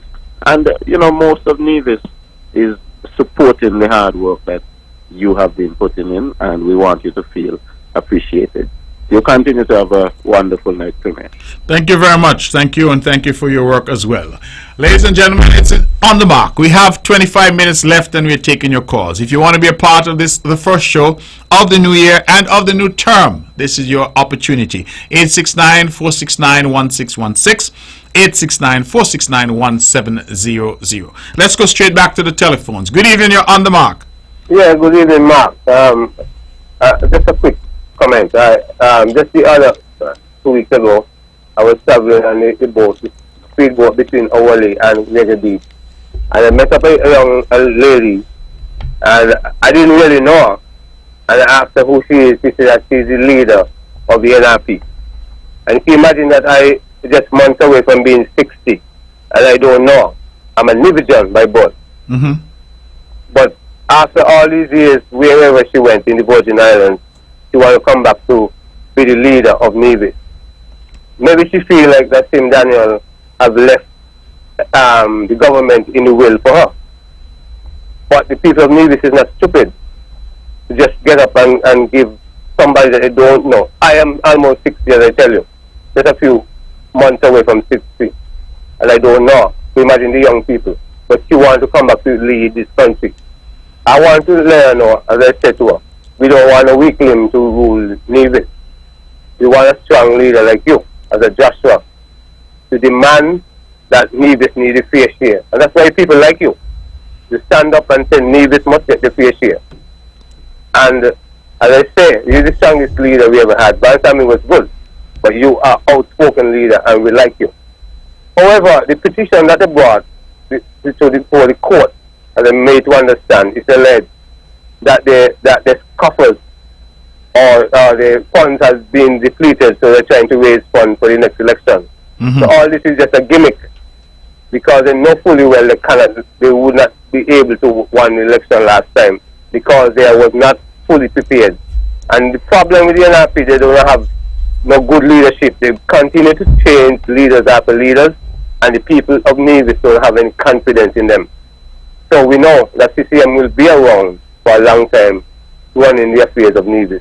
So continue to push for the people of Nevis, and also, as the leader of the opposition, continue to look out for the interests of St. Kitts and Nevis. And I know that you're going to do a good job. All right? Thank you very much for that. I truly appreciate it. And thank you for your contribution to this, our first show for the year. Let's go back to the telephones and take some more calls. Good evening, you're on the mark. Hello? Good night. You're on the air. Go ahead, please. Good night, Mark Brantley. Good night. Hello? Hello? Yes, you're on the air. Yeah, good night. Congratulations to the CCM party. This is Alfred, man, your Capricorn brother. Happy belated birthday. Thank you, and same to you. I'm right in front of you. You're 11, I'm the 12. All right. Well, happy belated birthday to you as well. Yeah. Anyway, with the march, with the protest over by the airport, what's really going on over there? But I don't know. I really don't know. We as the government, and I have said so publicly, that we have been negotiating a public-private partnership. We have tried to find a partner who could bring some resources to help us to develop the airport. And I would have thought that all of Nevis would want to see the airport developed, because people keep complaining that they're having difficulty coming to Nevis. The hotels are complaining. They're having difficulty bringing their guests in. So we're trying to respond to that. And I have said that once those negotiations are concluded, then I'll be in a position to say something to the general public. They are protesting. I don't know what they're protesting. Okay. Just keep up the good work, man. You are the best man for Nevis. I will say that on my dying day. You are the best man Nevis ever had. Well, thank you, my brother, and take good care and stay safe and stay warm. Yes. Right. It's cold up here. Oh, yes. Okay, all right, you. brother. God bless. Okay, we're taking your calls, ladies and gentlemen. Let's go straight back to the telephones. Good evening, you're on the mark. Greetings again, now, my brother in Premier, and good night to listeners. There's a question I would like to bring forward to your attention. Now, the Pier and Wally area, the fee that we don't really consider, I would like to know why the $5 tax fee is really about. May I ask, and can you give an explanation, please? Well, that fee was a user fee that was developed when the pier was built. It was developed, of course, because NASPA has to manage the facility, staff to pay. And in addition to that, the idea really was that facility, we did not want it to compete with the facility in Charlestown, where we know that people had invested heavily in bigger boats, and where there was a $1 fee payable in Charlestown. So we put a slightly higher fee with the hope that that would not create too much difficulty for the boatmen, the businessmen who are operating from Charlestown and going into Bastia. So really that's what it was. It was intended to be a different service for persons who chose it, and that was the cost that the experts came up with, that would be a reasonable cost in the circumstances. Well, I would like to add to your statement you just indicate here on that level, that we will make some traveling arrangement in between St. Kitts and Nevis when we have every first Sunday in the month between the Rastafari community, both sides of the St. Kitts shores and the Nevis shores. So sometimes we have to use the area from Cockleshell to come to the Wally area, and when we're going back from Wally area to go back to Cockleshell, we'll end up, we will have to be seen on that tent, where we like to say we want some adjustment in a proper setting for when we're going into that movement, not just for I and I as Rasta, but the people who are putting forward their movements to go across that shores there. So we don't have to be on and nothing. If the fee is in that context, let us make sure we have good facility making up us to sit down on in good benches and good cover over our head. That's all I'm asking for, so we can see some good development in that area. All right, well, you don't want to compete with the area of Charlestown, but is to make sure that area is settled with a good venture for people to have settled within sitting and a cover over your head properly. That's all we're looking for. Blessed love. All right. Well, thank you very much, but your request is a little late because the construction is already ongoing. If the next time you're there, if you pay attention, you'll see that the reception area is under construction. The building next to the dock is being sorted out, and we are also in the process of arranging some land for parking. So I thank you for that, but as I said, we are already well underway in doing exactly what you're asking us to look into. 20 minutes to the hour of 10 o'clock. Let me take this call. Good evening, you're on the mark. Okay, we've lost that caller. Ladies and gentlemen, I just got a note, and the EPPS, the Elizabeth Pemberton Primary School, they've asked me to announce that they will be on the Mondo track on Sunday. They're hosting their 15th anniversary relay festival. The meet will see primary and secondary schools participating in various relay races. It promises to be an afternoon of excitement. That's this coming Sunday. EPPS 15th anniversary relay festival at the Mondo track.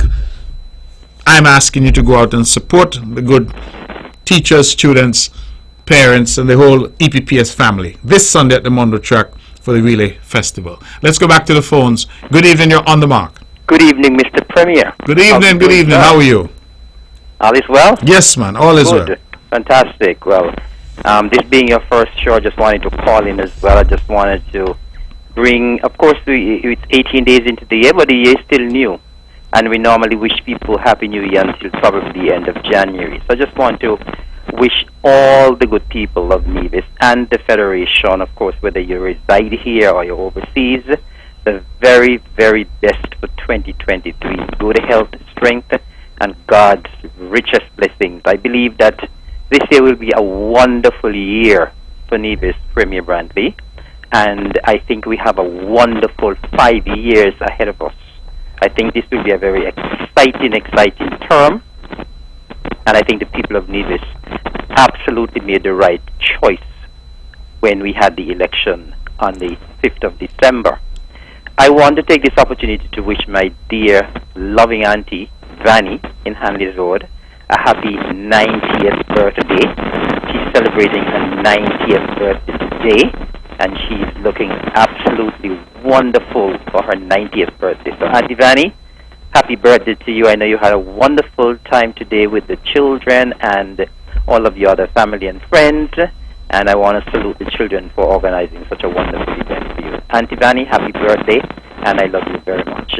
Now, Premier Brantley, as you were speaking about the petitions, right, earlier tonight, some of it sounds a little laughable, to be honest with you, and I was a bit surprised that no allegations were made against you and Spencer, because I heard that on the day after the election that a post was made on Facebook calling us cheats, thieves, and liars. And so if that allegation was made on Facebook that we are cheats, thieves, and liars, why was that not put in the petition?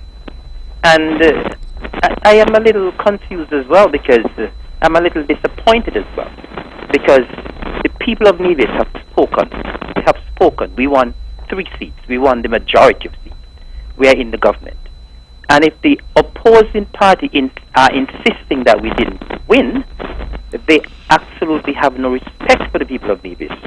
Because the people of Nevis have spoken, we won the election fair and square. And if you're still insisting that we didn't win, and you're still insisting that you're not in favor of the results, it shows you have absolutely no respect for the people of Nevis and the people who went out and voted for a government of their choice. And so I am a little confused that what you read out there in the petition didn't make any accusation whatsoever of neither you nor Spencer. So to me it sounds quite laughable. And as I said, to me it's disrespect to the people of Nevis. Well, it's also, Eric, the false narrative. And this is the problem that I have. Because if somebody is going to be so bold as to accuse Eric Evelyn of being a thief and being a fraudster, and then they were to go to the court and say not a word, to even suggest, not even a whisper, a hint, precisely, then it suggests to me that they were intent on one thing, and that is misleading people. Indeed. Because, as I tell you, the election petitions filed by Pat Bartlett and J.D. Keynes say 3 things. Mark Brantley name, Spencer Brand name. 1. Mark Brantley contest the election, Spencer Brand contest the election. 2. Mark Brantley was declared the winner, Spencer Brand was declared the winner. 3. Not another word is said about us. So, based on what I have just said, that the petitions contain, what is the basis of saying that Mark Brantley thief election or Spencer thief election or CCM thief election?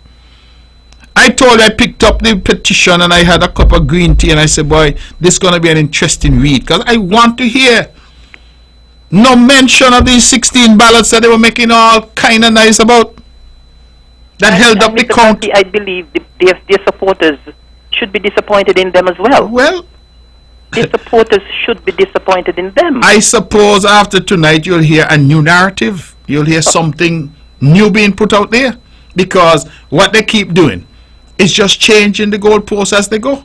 Precisely. But if I was supporter and I was going down the road and saying my leaders said the election was stolen, and I agree with them, and I hear now tonight what the petitions actually say, because the petitions are all concerned with making allegations against Mr. Foy. So they're not saying that you stole the election. Well, it seems as though they're saying that Mr. Foy stole the election then. Well, that's what they're saying? Well, I don't know. They're not even saying that, because all they're saying is that Mr. Foy did not have the hearings that he should have had. That really is it. Right? They made all these objections. He should have had these hearings. He didn't have the hearings, and therefore these people who they objected to were able to be on the voters list. They did not even say that the people voted. They all they're saying is that the people were on the list, and so the lists were irregular. Now, Eric, you and I both know that people who are on the voters list are properly on the voters list until such time as an objection is heard and determined against them. Indeed.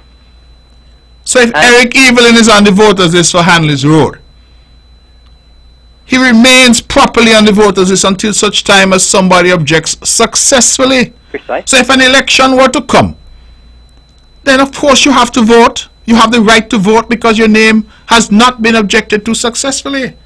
There are some names on the voters list, let me tell you, in St. John's. We object for them for about the past 10 years. We don't get them off. So what do you want to say? They can't vote? Precisely. So, you know, the whole thing seems very odd to me. This here sound like sometimes you just want to say you're doing something. But my concern is that it costs money. And it's wasting people's time. Of course it is. It's wasting people's time and money. And the other thing is, Mr. Brantley, all of us who are running for the election knew for a fact that if you register in November, your name will not be on the list for December election. So we know fully well. So why are we going to argue about something like that? You know, you have to be on the list at least for 2 months. You must be registered at least 2 months in advance for your name to appear on the list. Well, they're even saying people registered in November. Well, that's what I'm saying. Should be on the list, but Eric, that makes absolutely no sense. But Eric, hear me now.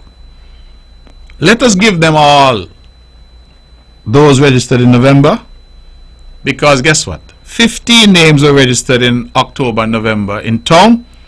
JD, if she takes all, still loses the election.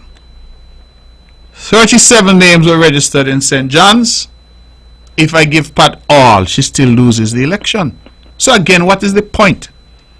Well, none of this makes any sense, because sometimes people just want to say they file an objection. I think that is the point. Well, but like you say, it's wasting time. I'm hoping that the court will show its disapproval of this waste of time and resources, and really issue some good cost orders. That's what I'm hopeful. No, you know, we'll wait and see. And just before I go, Premier Brantley, I just as well wanted to extend some condolences to the Bartlett family there in Charlestown, and to the Walters family, Oscar and the rest of the family, also to Tintin and Bernadette and the rest of your family as well. May God console you during this difficult time. So once again, the very best to all of us in Nevis and St. Kitts and in the diaspora, wherever you are, the very, very best to you for 2023. Thank you, my brother. Thank you for the call. Truly appreciate it. 10 minutes to the hour. And we're taking your calls again this Sunday at the Mondo Track. We have the EPPS 15th celebration of the 15th anniversary, and they have the relay championships that they're going to have there, and they're inviting one and all to come out and be a part of it. And tomorrow at 10 a.m. we have the throne speech. We will be electing this President of the House and hearing from Her Honor Hailita Liburd, and also, of course, having the swearing in of the senators and members on the government side. And we are told the two members on the opposition side, we do not know whether or not a senator for the NRP will be named tomorrow. Let's go back to the phones. Good evening, you're on the mark. Good evening, Premier Brantley. Good evening to you. Good. Hello? How are you doing? I'm well. Happy New Year. I'm same to you too. Yes. I got to commend you on your victory. Thank you. Yes. Premier Brantley? Yes. You outlined a couple things tonight. One of the things you spoke about a response you made to one of the member opposition, right? Hello, can you hear me? Yes, man, I can hear you. Yeah. And it went in the public domain. That's what you said. I don't agree with those things at all. I don't agree with those things at all. You know, people have to conduct themselves in a proper way. Don't matter how I call this radio station, I try to conduct myself in a proper way. And so I don't agree with that. And Caller, we're so sorry. We lost you. I don't know what happened. But if you can call back in right away, 869-469-1616, 869-469-1700. If you can ring back in, because I think you were just getting into making your point, I would certainly appreciate it. Ladies and gentlemen, we have a few minutes left, and so we're taking your calls. I'm your host, Mark Brantley, and for those who might be tuning in for the last few minutes, it's been almost 2 hours of talk radio thus far, and the first show for this new year, and we are happy to be here.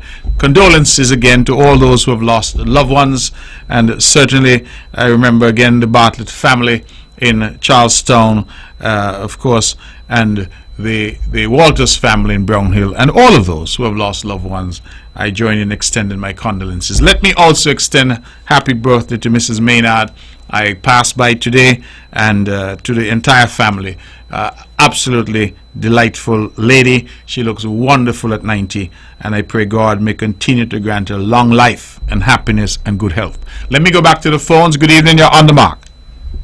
Hello. Hello, good night, Mark. Yes. How are you? I'm well, thank you. Mark, will this raid taking place tomorrow in the courthouse? No, it will be at the Nevis Island Assembly. Okay. All right. Yeah. Okay. Good night. We have 8 minutes left, and so we're taking your calls. 869-469-1616, 869-469-1700. Those are the numbers to call. I am delighted that persons are calling, asking about the swearing in tomorrow. It is the opening of the Parliament with the throne speech, and the first Parliament for this new 5-year term. We invite one and all to come. It is going to be at the Nevis Island Assembly Chambers, that is right there in Charlestown along the Hunkins Drive, right there by Hamilton House. And we invite one and all to be there and be part of this historic occasion when the government side and the opposition side will be sworn in.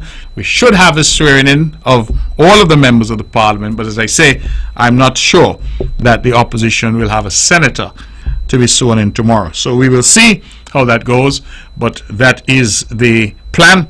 And of course we will have the election of the speaker, of the president, I'm sorry, I keep saying speaker because in St. Kitts we use the language of speaker, in Nevis we use the language of president, and we will have the reading of the throne speech by Her Honor Hailita Liebert, our beloved Deputy Governor General. We have 5 minutes left, ladies and gentlemen, and so we're taking your calls on the numbers for Von Radio.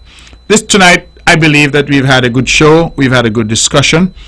I set out the petition and the much talked about election petitions to demonstrate the substance or lack thereof in them, and to show, most importantly for me, that the allegations that were out there being made by the NRP have absolutely no resemblance to fact, and that what they put in the petition is really nothing at all compared to what they were saying publicly. And so they made every effort to sully me, to sully Spencer Brand, to sully the CCM, and now we look at the petition. The petition is as bland as anything. In fact, they spend all of their time talking about Mr. Calvin Foy, the registration officer.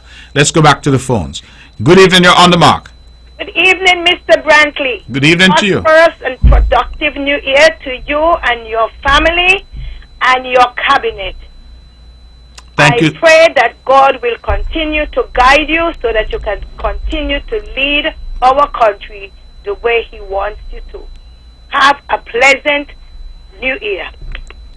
Thank you so much, and you do the same.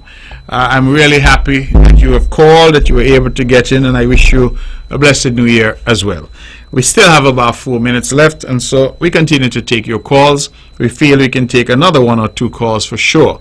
But I was indicating that, you know, these petitions, and I thought I'd take the time tonight to address them because they contain really no allegations against us whatsoever. And the protests that they're making against the process of objections and objection hearing, one only has to wonder, why were these protests not made for the August election? Why was nothing done by them for 12 months? And why only after they lost the election are they now making these allegations against Mr. Foy? in the circumstances. As I have said, I've known Mr. Foy all my life, and I've always known him to be somebody of unblemished character. And so I think this whole thing is rather unfortunate in terms of what they're now saying, but more importantly, the silence about anything to do with myself, Mr. Brand, or the CCM. Let me go back to the phones. Good evening, you're on the mark. Hey. Hello? Yeah. Good night. Good night to you. Okay, I want to say good night to Susie down there in St. Kitts. And Louis.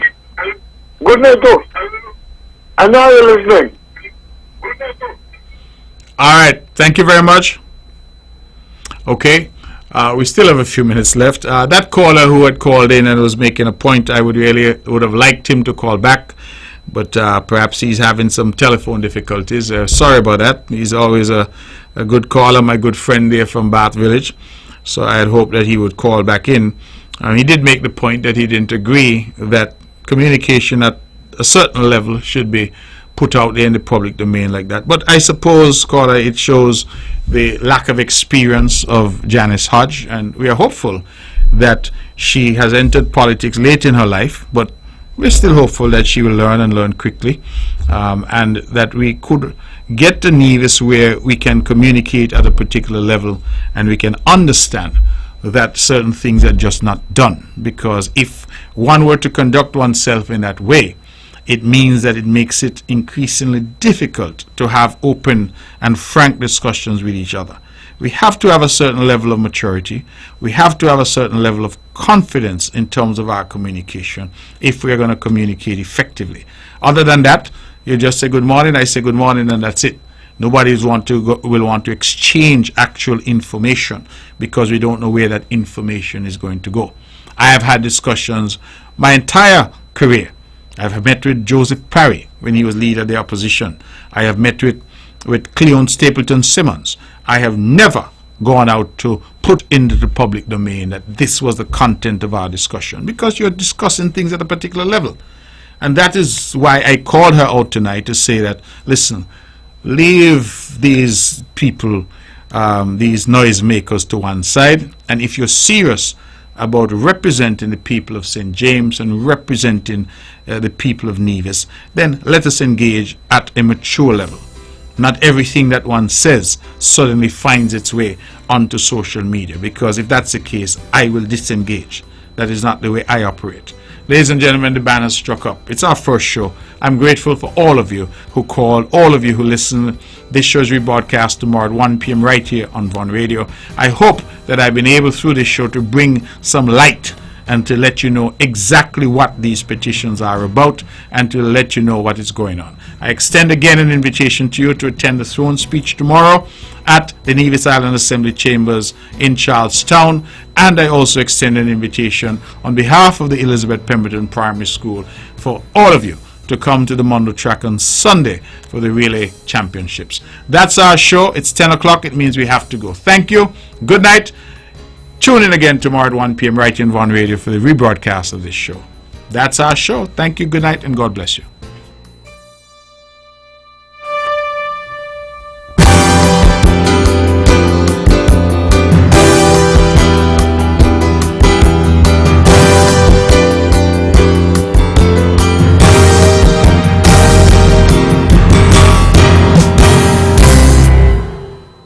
The views and opinions expressed on the preceding program were solely those of the participants and do not necessarily reflect the